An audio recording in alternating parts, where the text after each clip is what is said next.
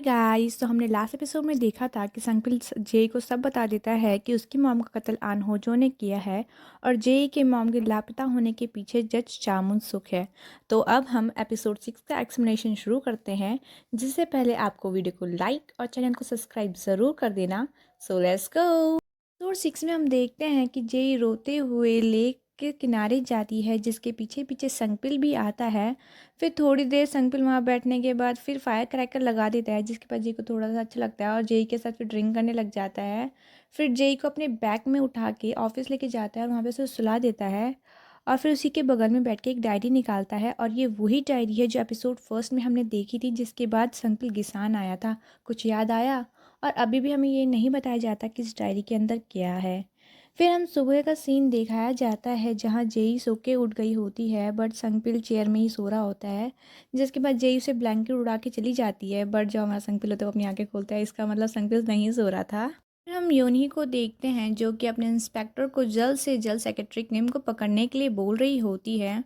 फिर हमें संगपिल दिखाया जाता है कि जो अपने ऑफिस में कॉफ़ी पी रहा होता है, तभी वहाँ मिस्टर ते आते हैं और संगपिल उसे बता देता है कि मैंने जेई को सब बता दिया है और अब मैं उस पर ही फैसला छोड़ देता हूँ कि वो किसकी साइड लेना चाहती है। जिसके बाद हमें जेई दिखाई जाती है जो कि अपनी मॉम की खींची हुई फ़ोटोज़ की जगह में जाती है और वहाँ जाके कुछ इमेजिन करने लगती है, जिसमें उसकी मॉम पेड़ के पीछे अनहोजो की फ़ोटो खींच रही थी जो किसी आदमी को मार रहा था। इसके बाद हमें वहाँ पे गुंडा प्रेसिडेंट अपने टेम्पो पे रैली करते हुए बड़े ज़ोरों शोरों से स्पीच दे रहा था, जिसकी स्पीच जेई भी सुनती है और उसके बाद वहाँ से चली जाती है। हम जेई को देखते हैं जो कि बीच के किनारे टहल रही होती है और तभी संगबिल आता है। फिर संगबिल जेई से पूछता है क्या तुम्हें मुझ पे यकीन है, जिसमें जेई बोलती है हाँ। फिर जेई पूछती है कि तुम गिसान रिवेंज लेने के लिए आए हो ना, और तुम लॉयर अपनी मॉम की वजह से बने हो ना, जिसमें संगबिल हाँ बोलता है। फिर जेई उससे पूछती है पर तुम मेरी मॉम को कैसे जानते हो, जिसमें संगबिल बोलता है कि उन्होंने ही मुझे किडनैप होने से बचाया था जब डिटेक्टिव हाँ मुझे किडनैप कर रहे थे। फिर वो बोलता है कि अब इससे आगे तो मुझसे मत पूछना क्योंकि मैं नहीं बता पाऊँगा। हम नेक्स्ट सीन में देखते हैं जहाँ डिटेक्टिव हा से मिलने जेई गई होती है और वो उनको कन्फ्रंट करती है कि जो कुछ भी उन्होंने संकपिल के साथ किया। फिर वो अपनी मॉम के बारे में पूछने लगती है, जिसमें डिटेक्टिव हाउस से बस सॉरी ही बोलते रहते हैं। हम संकपिल को देखते हैं जो कि अपने ऑफिस में खड़ा हो रखा था बालकनी में और बाहर बारिश हो रही थी। जिसके बाद जेई पीछे से आके संकपिल को हग करती है और उसे थोड़े टाइम के लिए ऐसे ही रहने के लिए बोलती है। बाद वो दोनों किस करते हैं। फिर हमें सुबह का सीन दिखाया जाता है जहाँ जेई अपने और संगपिल के लिए दोनों के लिए कॉफ़ी लेने के लिए जाती है। जब जेई कॉफ़ी लेके आ ही रही होती है तभी सन की लौंडा किसी लड़की से लड़ाई करते हुए ऑफिस में आता है और फिर वो दोनों लड़ाई कर ही रहे होते हैं, तभी संगपिल ऊपर से आता है। फिर उसके बाद हमें पता चलता है कि ये लड़की और कोई नहीं बल्कि हमारे सन के लौंडे की बहन है। और वो दोनों इसलिए लड़ाई कर रहे थे क्योंकि जब पहले सन की लौंडा लोन शार्क था ना, मतलब वो लोगों से पैसे वसूलता था, तो उसकी बहन भी यही काम करती है। बट आजकल ये सन के लौंडे ने सब छोड़ दिया है, तो बस उसकी बहन उसे डांटने आई। नेक्स्ट सीन में जेई और संकपिल दोनों बीच में मस्ती कर रहे होते हैं और फिर थोड़ी देर बाद संकपिल जेई से पूछता है कि वो अपने डैड को सब सच कब बताएगी। जिसके बाद जेई बोलती है वो ये बात सुन के ज़रूर शॉक में चले जाएंगे। फिर संकपिल जेई से पूछता है कि अगर डिटेक्टिव हाँ इनोसेंट प्रूफ हुए तो तुम्हें कोई एतराज़ तो नहीं है। जिसमें जेई बोलती है उसने मेरे का खून नहीं किया है तो उन्हें सज़ा नहीं मिलनी चाहिए, पर उन्होंने जो गलत किया है उसकी सज़ा उन्हें ज़रूर मिलेगी। में गुंडा प्रेजेंट दिखाया जाता है जिसे डिटेक्टिव हा का कॉल आया था और उसने उसे मिलने के लिए कहा था। और जब गुंडा प्रेसिडेंट डिटेक्टिव हा से मिलने गया, फिर डिटेक्टिव हा गुंडे प्रेसिडेंट से फ़ोन मांगता है और संकपिल को फ़ोन करके बोलता है मैं अभी अनहोजो के साथ हूँ और उसके पास मेरी बेगुनाही का वीडियो है, और क्या तुम मुझे बिना इस वीडियो के यहाँ से बाहर निकाल सकते हो। जिसमें संकपिल हाँ में जवाब देता है। फिर डिटेक्टिव हा गुंडे प्रेसिडेंट को बोलता है कि डिटेक्टिव का काम होता है चोरों को पकड़ना और ये मैं भूल गया था, बट अब मुझे ये याद आ गया है, तो तुम अपना ये प्रपोज़ल अपने पास रखो। और फिर डिटेक्टिव वहाँ से चले जाते हैं। जो गुंडा प्रेसिडेंट होता है वो आग बूला होने लग जाता है। बात संकपिल जेई को बोलता है कि डिटेक्टिव हा के खिलाफ जो भी एविडेंस हैं वो सब बहुत ज़्यादा ही क्लियर हैं। जिसके बाद जेई बोलती है इसका मतलब ये सब किसी ने प्लान किया है जो कि डिटेक्टिव हा के बहुत नज़दीक है और इस केस की इन्वेस्टिगेशन कर रहा है। जिसके बाद संकपिल और जेई सीधा योनही के इंस्पेक्टर के से मिलने उसके ऑफिस जाते हैं। बिल योनही के इंस्पेक्टर को बताता है कि अनहोजे ने हमें एक वीडियो दिखाई है उस क्राइम सीन की जब वहां सबूत इम्प्लांट हो रहे थे। जिनकी बातें सुनकर वो इंस्पेक्टर सीधे अनहोजे से मिलने भागता है और अनहोजे के कैंपेन ऑफिस में जाकर उसे कन्फ्रंट करता है कि उसके पास उसकी वीडियो है और उसने मुझे बताया भी नहीं। जिसके बाद अनहोजे उसको मतलब बहुत अटक पटक के मारने लग जाता है और जब उसे मार ही रहा होता है तभी उसके पास योनी का कॉल आता है जो कि उससे मिलना चाहती थी। फिर हम संकपिल और जेई को देखते हैं जो कि डिटेक्टिव हा से मिलते हैं और डिटेक्टिव हा उन्हें बोलते हैं कि मैंने उस वीडियो में एक ट्रक ड्राइवर को देखा है। जिसके बाद संकपिल ऑफिस में आकर सबको ट्रक ड्राइवर को ढूंढने के लिए बोलता है और तभी बहन की एंट्री होती है। फिर वो सबको बताती है कि संकपिल ने उसे हायर कर लिया है। संकपिल बोलता है कि अब हम ये सारा काम बंद कर देंगे और फिर सन की लौंडा अपनी बहन को बहुत मनाता है कि यहाँ पे काम मत करो पर उस बेचारी की कोई बात ही नहीं मानता। और जो सन की लौंडे की बहन होती है वो जई को बोलती है तुम्हारे पास सिर्फ 3 महीने हैं और अब जहाँ तुम हो ना वहाँ 3 महीने बाद मैं होंगी। सीन में हम जेई को देखते हैं जो अपने घर जाती है और तभी उसके फादर अनहोजो को सपोर्ट करने के लिए जा रहे होते हैं। जेई उन्हें रोकती है और बोलती है कि अनहोजो एक बुरा आदमी है बट उसके फादर नहीं सुनते और वो बोलते हैं कि जज चाम उनसे उसे सपोर्ट कर रही है तो हमें भी उसका सपोर्ट करना चाहिए और फिर ये कहकर वो चले जाते हैं। फिर इसके बाद हम योनी को देखते हैं जो गुंडे प्रेसिडेंट के ऑफिस जाके उससे मिलती है और उससे सवाल पूछती है कि क्या तुम मेयर के खून से कनेक्टेड हो। पर फिर जो गुंडा प्रेसिडेंट होता है वो बातें घुमाने लगता है। जिसके बाद योनी गुंडे प्रेसिडेंट को अरेस्ट करने की धमकी देकर जाने लगती है और तभी गुंडा प्रेसिडेंट उसे रोक के बोलता है अगर तुमने मुझे कोर्ट में लाने की कोशिश की ना तो तुम्हारी प्यारी मॉम के साथ बहुत बुरा होगा। फिर जब योनी चली जाती है तो गुंडा प्रेसिडेंट उसकी मतलब गुंडी माताजी को कॉल करके सब बता देता है। फिर उसके बाद धमकी देता है कि अपनी बेटी को समझाओ कि अपने काम से काम रखे वरना उसके लिए अच्छा नहीं होगा। जिसके बाद वो फ़ोन काट देता है और वहाँ दूसरी तरफ गुंडी माताजी बहुत गुस्से में तिलमिला रही होती है और उन्हीं के पास हमें वही अंधी लेडी दिखाई जाती है हमने जच्चा को मसाज करते हुए देखा था। हम दया को देखते हैं जो कि गुंडे प्रेजेंट से पूछ रहा था कि आपने सच में डिटेक्टिव हा को फंसाया है। जिसमें गुंडा प्रेजेंट उसे अपने फ़ोन फेंक के देता है जिसमें वो वीडियो थी। फिर दया बोलता है ये जो आदमी है तो सबूत छोड़ रहा है डिटेक्टिव के खिलाफ और ये तो कांग्योन ही के इन्वेस्टिगेशन टीम का इंस्पेक्टर है। जिसमें गुंडा प्रेजेंट बोलता है ये जुए में अपना सारा पैसा हार गया था और तब मैंने इसकी मदद की थी। सीन में हम मिस्टर ते को देखते हैं जो कि संकपिल को कॉल करके बताता है हमें उस ट्रक के बारे में पता चल गया है और वो एक फूड ट्रक था और हम अभी उसी को ढूंढ रहे हैं। जिसकी बातें सुनकर जेई कुछ सोचने लग जाती है और उसे वो सीन याद आता है कि जब वो डिटेक्टिव जैंग से मिलने पुलिस स्टेशन गई थी तो वो किसी फूड ट्रक के बारे में बात कर रहे थे। फिर वो संकपिल को बोलती है हमें अभी डिटेक्टिव जैंग से मिलने जाना होगा। फिर दोनों डिटेक्टिव जैंग से मिलने चले जाते हैं। सीन में हम जच्चा को देखते हैं जो कि इंटरव्यू दे रही होती है और इंटरव्यू में वो अनोजो को सपोर्ट करती है मेयर बनने के लिए।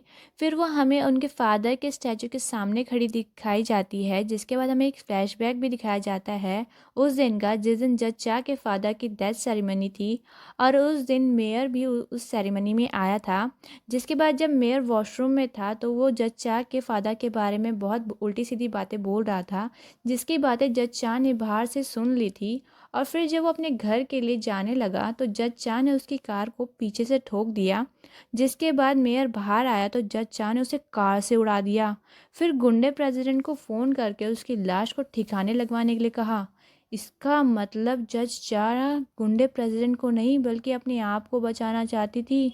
ये चुड़ैल तो सबसे ज़्यादा खतरनाक निकली। गुंडे प्रेजेंट को देखते हैं जो कि मरे हुए मेयर की बॉडी में चाकू घोंपने लगता है। फिर उसके बाद जज चाह के पास जाता है जिसके बाद जज चाह उसे बोलती है कि इस बॉडी को ठिकाने लगा दे फिर तभी उन दोनों को पीछे से कोई आवाज़ आती है, बट वो उस आवाज़ को इग्नोर कर देते हैं। और यहाँ पे मैं आपको बता दूँ, ये वही सीन है जिसे हमने 3rd एपिसोड में एक फ़ोटो फ्रेम में देखा था। मतलब उस टाइम किसी ने इनकी फ़ोटो खींच ली थी, पर इन्हें पता ही नहीं था। फिर हम जेई और संकपिल को देखते हैं, जो कि डिटेक्टिव जैंग से फूड ट्रक के ओनर के बारे में पूछते हैं, जिसमें डिटेक्टिव जैंग उन्हें बताते हैं कि वो केस अब बंद हो चुका है और मेरे पास अभी सिर्फ फूड ट्रक की फ़ोटो है। और फिर वो उनको फूड ट्रक की फ़ोटो दे देते हैं। फिर हमें दिखाया जाता है कि आज कोर्ट में केस की आखिरी हियरिंग है। और फिर डिटेक्टिव हाँ संकपिल से जेई के बारे में पूछते हैं, जिसमें संकपिल बोलता है कि उसके लिए बहुत मुश्किल है तुम्हें बेकसूर साबित करना, बट फिर भी वो अभी एविडेंस ढूंढने गई है, क्योंकि वो एक लॉयर जो है। हम जेई मिस्टर तेईस सन की लौंडा और उसकी बहन को देखते हैं, जो कि फूड ट्रक की कंपनी में जाकर एक एम्प्लॉय से फूड ट्रक के फ्रंट कैमरे के बारे में कुछ पूछने लगते हैं, बट वो उनको कुछ नहीं बता रहा होता है। जिसमें सन की लौंडे की बहन बोलती है कि मैंने तुम्हें कहीं तो देखा है, कहाँ देखा है, कहाँ देखा है, अरे हाँ याद आया, तुम तो हर महीने लोन लेते हो ना, और ये बात मैं तुम्हारी वाइफ को नहीं पता, क्या मैं उसको फ़ोन करके बता दूं? और वो ऐसे करते करते उस एम्प्लॉय को इतना डरा देती है, जिसके बाद वो एम्प्लॉय बोलता है कि मैं तुम्हें सारे ट्रक के पास ले जाऊंगा, बट तुम्हें वो फुटेज खुद ही ढूंढनी होगी। और दूसरी तरफ कोर्ट में हियरिंग शुरू हो गई थी। फिर संकपिल डिटेक्टिव हाँ से ही सवाल पूछने लगता है कि तुमने सारे बुरे काम किसके कहने पर किए, जिसमें डिटेक्टिव हाँ बताता है कि आज तक मैंने जितने भी बुरे काम किए हैं वो अनहोजो के कहने पर किए हैं। फिर जज चाह को ना चाहते हुए भी अनहोजो को कोर्ट में बुलाने का ऑर्डर देना पड़ता है, जिसकी वजह से कोर्ट की हियरिंग 10 मिनट के लिए टाल दी जाती है। और तभी जो लॉयर गोइंडो है वो अनहोजो को कॉल करके बताते हैं कि तुम्हें लॉ कोर्ट में आने का ऑर्डर दिया है, जिसमें अनहोजो बोलता है कि मैं अभी अपने कैंपेन में बिजी हूँ, वो बाद में बात करता हूँ। हम जेई सन की लौंडा मिस्टर तेई को देखते हैं, जो कि वीडियो फुटेज ढूंढ रहे होते हैं, बट जो सन की लौंडे की बहन है वो बाहर में खड़ी होकर बस चिल्लाई जा रही थी कि जल्दी ढूंढो, टाइम निकल रहा है।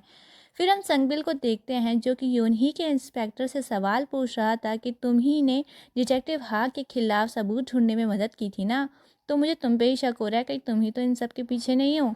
और तभी जब संकपिल ये सवाल पूछ ही रहा होता है, तभी जेई मिस्टर तेई सन की लौंडा और सन की लौंडे की बहन कोर्ट रूम में आ जाते हैं। अंकल इंस्पेक्टर के ऊपर ही इल्ज़ाम लगाने लगता है कि तुम ही ने डिटेक्टिव हा के खिलाफ सारे सबूत छोड़े हैं, और इसे प्रूफ करने के लिए मेरे पास वीडियो है। जिसके बाद जज संकपिल और योनी को अपने पास बुलाती है और बोलती है कि तुमने अभी तक वीडियो सबमिट नहीं करी है, इसलिए हम उसे एविडेंस नहीं ले सकते। जिसमें संकपिल बोलता है कि इसमें योनी की कोई गलती नहीं है और ये सारा कसूर इंस्पेक्टर का है, बस मुझे यही साबित करना है। जिसमें योनी भी फिर वो वीडियो फुटेज देखने के लिए मान जाती है। जिसके बाद जज चाह को वो वीडियो फुटेज सबके सामने प्ले करने के लिए मानना ही पड़ता है। फिर जब संकपिल वो वीडियो फुटेज सबके सामने प्ले करता है, तो सबको पता चल ही जाता है कि उस इंस्पेक्टर ने ही डिटेक्टिव हा के खिलाफ सारे सबूत छोड़े थे।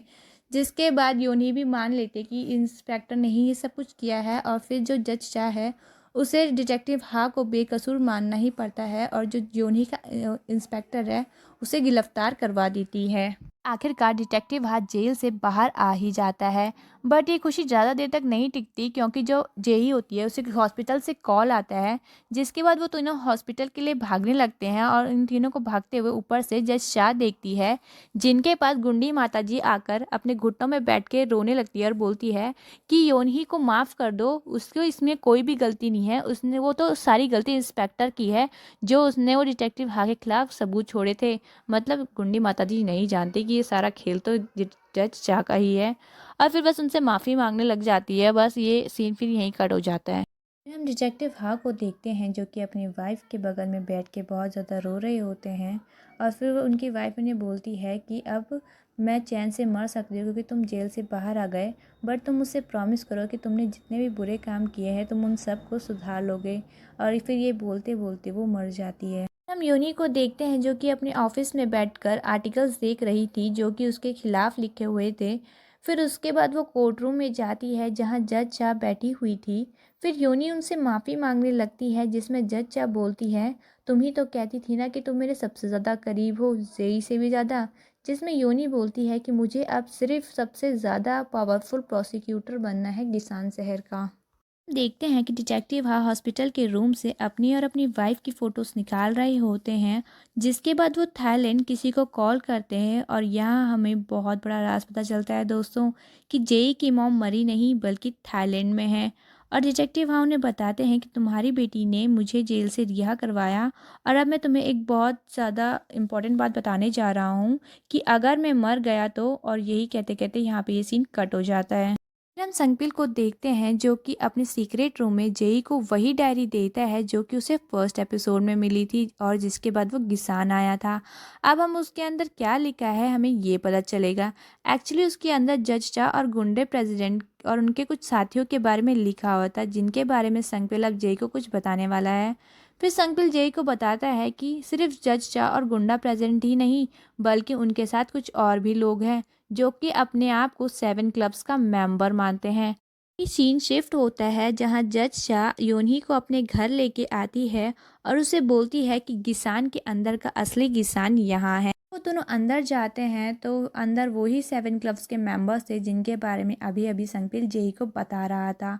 फिर जज्जा सभी को बताती है कि अब से कांग योनी भी हमारे क्लब की मेंबर है, जिसके बाद सब लोग उसे कॉन्ग्रेचुलेशन विश करने लग जाते हैं। उसके बाद अनुजो को भी बहुत बधाइयाँ देने लगते हैं, अरे भाई मेयर जो बनने वाला था।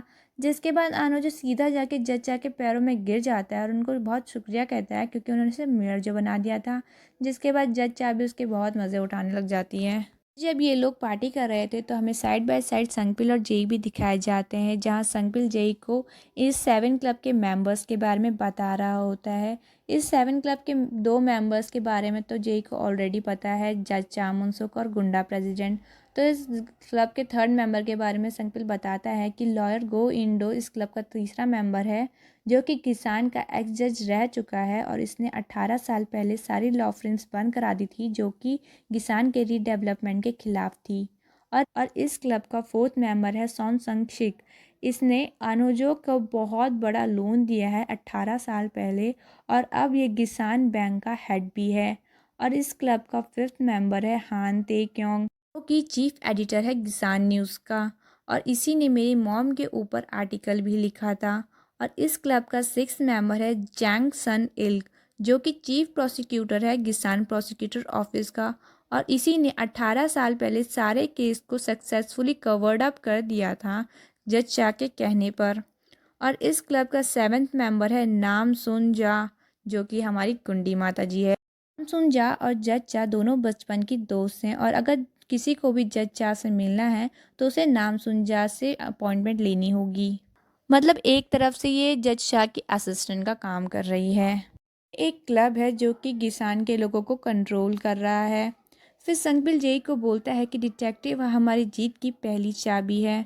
फिर उसके बाद जेई बोलती है हमारी फाइट शुरू हो गई। उसके बाद ये सीन यहीं ख़त्म हो जाता है जिसके बाद ये एपिसोड भी यहाँ पे ख़त्म हो जाता है। और उसके बाद आपको कैसा लगा एपिसोड हमको ज़रूर बताइएगा। और फिर अभी के लिए टाटा बाय बाय।